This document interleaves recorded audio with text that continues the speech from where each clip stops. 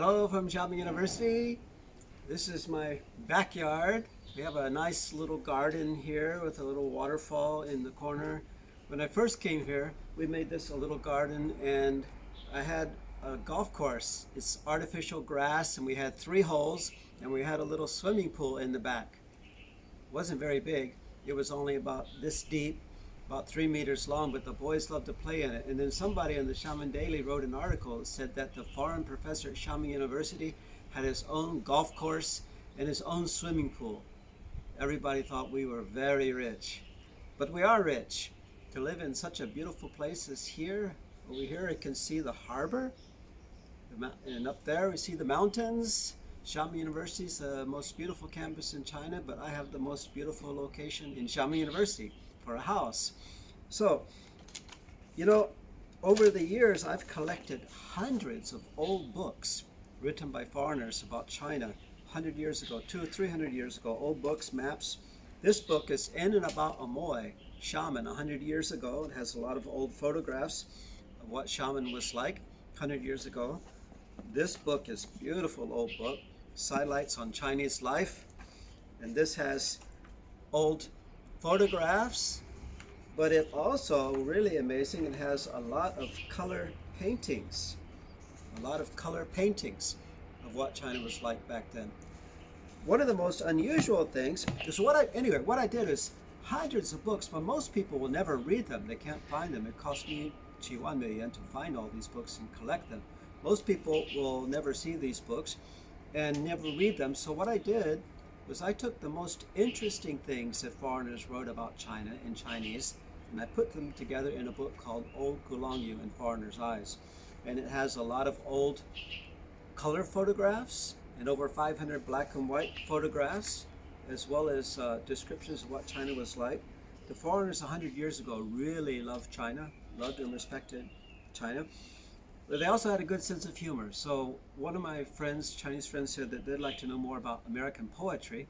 But I'd like to read you a poem written by a foreigner who lived in Xiamen, lived on Golangyu. All we know is his name was B.N., and he wrote this in Hong Kong in 1904. Now it's humorous and it's funny, and some of the things you might not like, but overall it shows they really did like Xiamen and they had a good sense of humor. So this one's called Far Amoy.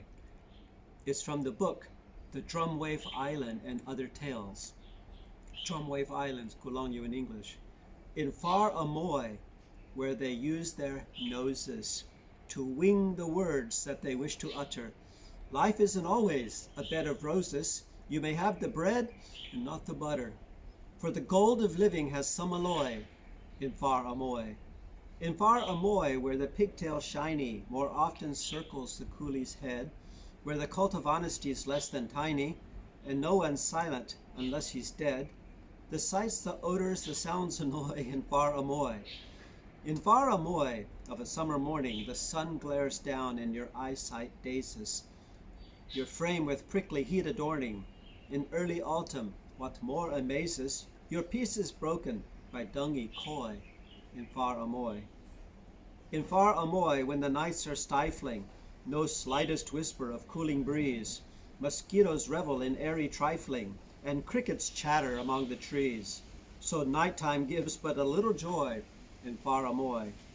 In Far Amoy, in the winter weather, the perfect season of all begins.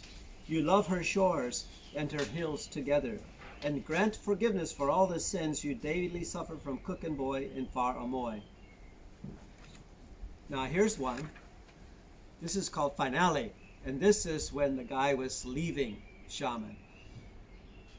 When the last Amoy pomelo's eaten, and the last Amoy oyster is sped, when the last Amoy tiger is beaten from out of his cavern and dead, when the last Amoy sugarcane's vanished, and the last of the oolong is drunk, when the Tan and the Inclans are banished, and the great Amoy Jas rock is sunk, when each coolie at work and at leisure lets his pigtail hang down on his back, when the horrible music they treasure has ceased to put sleep on the rack, when they learn not to speak through their noses, and they've no longer 8 tones but 1, when each house smells of attar of roses and not as they always have done.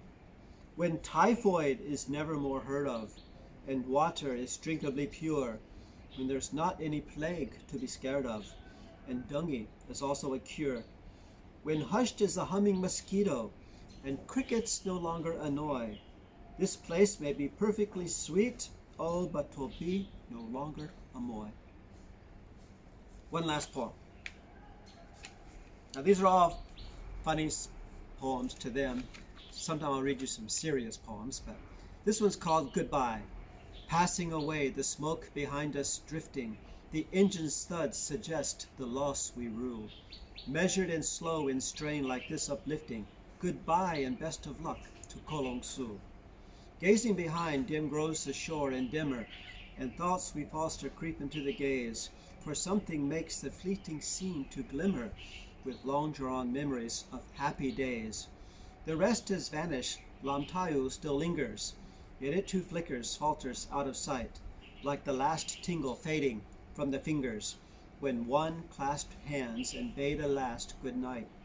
Goodbye the path that never seems to tire along the beaches of that little isle, when the sun set a shining ball of fire, leaving the west sky crimson for a while.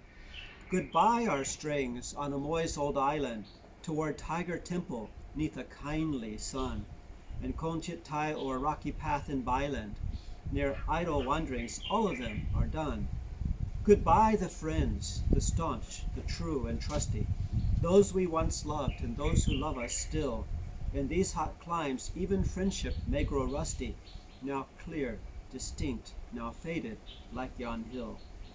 But never mind, a difference comes at parting, and many praises to yourself are due. Just now the thought to return no more is smarting.